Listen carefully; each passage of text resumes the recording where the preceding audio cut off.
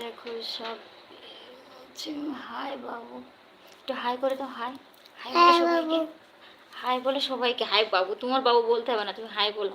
High high.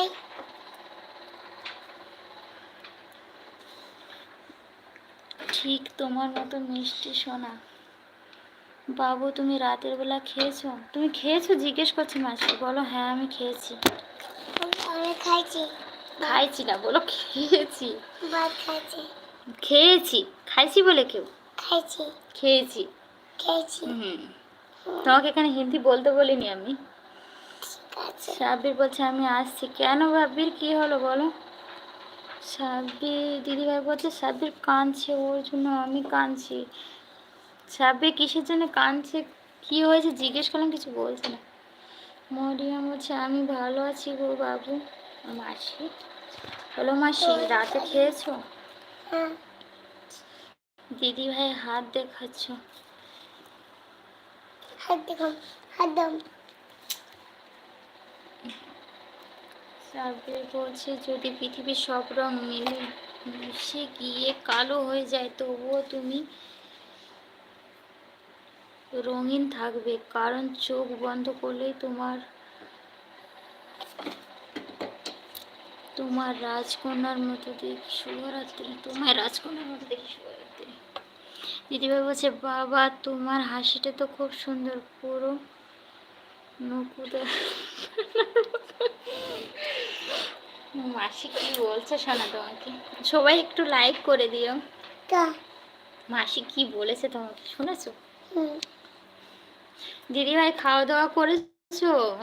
রূপা দিদিভাই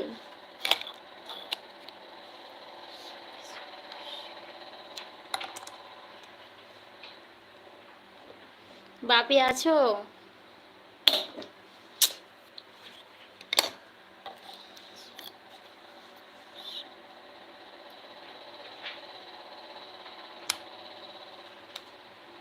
বাপি আছো কিনা বলো। দিদি ভাই রাতে খাওয়া দাওয়া করেছো? মরিয়াম কান্না করছো কেন সোনা? কান্না করো না, কি হয়েছে বলো। রাসেল খুব ভালো ছেলে গো, রাসেল আসবে।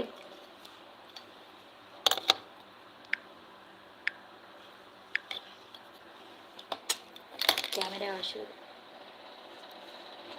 আমি জানি জান পাখিকে ছেড়ে যেতে পারি না, তার জন্য আছি।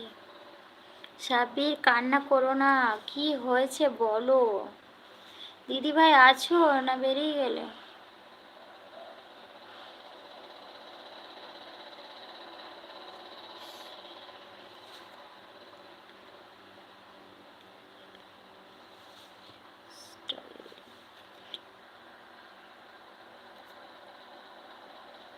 এই কুমারী তোমাদের এইখানে এই ধরনের শাড়ি পাওয়া যায়?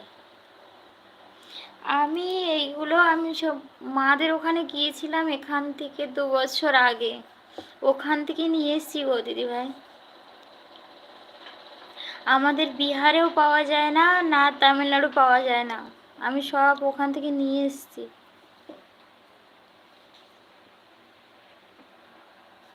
তুমি এই ধরনের শাড়িগুলো বাংলা থেকে নিয়ে যাও। হ্যাঁ দিদিভাই, আমি তো বিয়ের পরে একবারই গেলাম বাপের বাড়ি। এতদিন বিয়ে হয়েছে আমি একবারই গেলাম, আর গিয়েছিলাম তো সব নিয়ে এসেছি কিনে। কি বলছে সাবের বলছে মন ভালো না, ভালো না গো। কেন কি হয়েছে বলো। দিদিভাই বলছে হ্যাঁ।